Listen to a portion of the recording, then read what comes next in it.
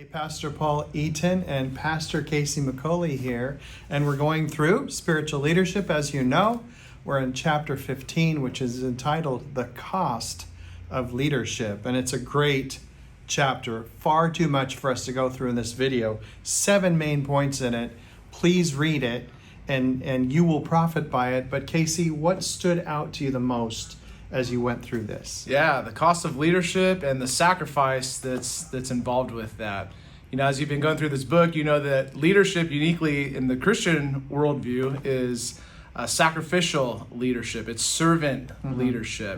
Even the main scripture that's listed at the beginning of the chapter about Mark 10, where Jesus says that he didn't come to be served, but to serve. And James and John are asking questions and making requests. And what I find so interesting in that passage, Jesus asked them the question, are you able to drink? Are you able to follow in my footsteps? And they were seeking after pride. They were seeking after position. Right. But Jesus redirects their selfish ambition to that of service. Well, and the disciples viewed it as a step up, and Jesus viewed it as a step down, where he was washing people's feet. He was serving them in a selfless manner. And of the really wonderful things that we have here, one of the items that I have is the area of criticism. And criticism is a tough one because when you're leading, you're going to get that. It's going to be natural. And one of the pastors quoted in here is Pastor Bringle. And here's how he replied to criticism when someone brought a criticism to this. Or to him, try this out for yourself, if you will.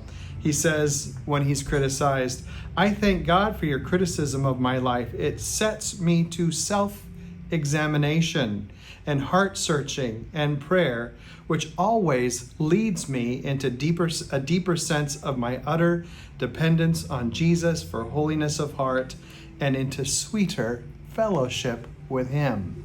Wow. That's a spiritual response.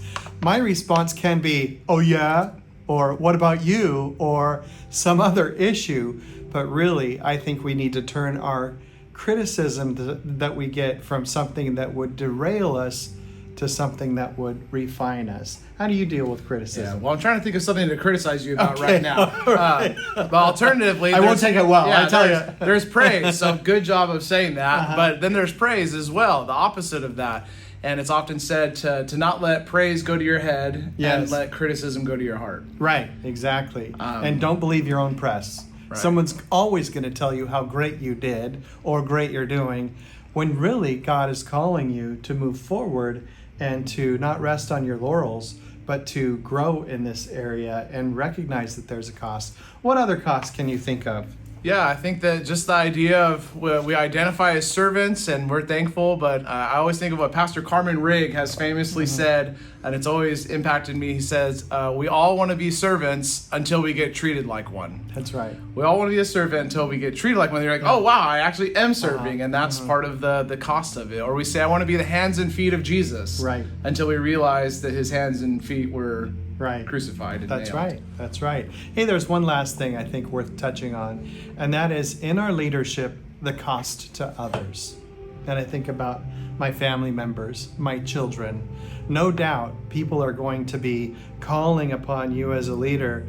They're going to call on your time, your energy, your resources, and then you show up drained and dead and done, and your family can sometimes get the leftovers rather than getting the best of you. How do you deal with that?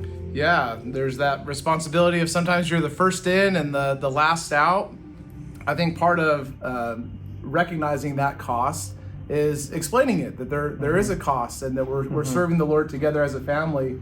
But then with every cost is remembering all the blessings. And there are the unique blessings of your family serving together and getting to experience unique means of grace that you wouldn't experience otherwise. And so with every cost, look at the added blessings as well. No doubt. So there you have it. Please read this chapter. You will benefit from it.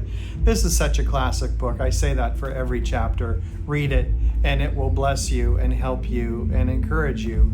And no doubt this chapter on the cost of leadership will do that too. So bless you guys. See you next time. All right.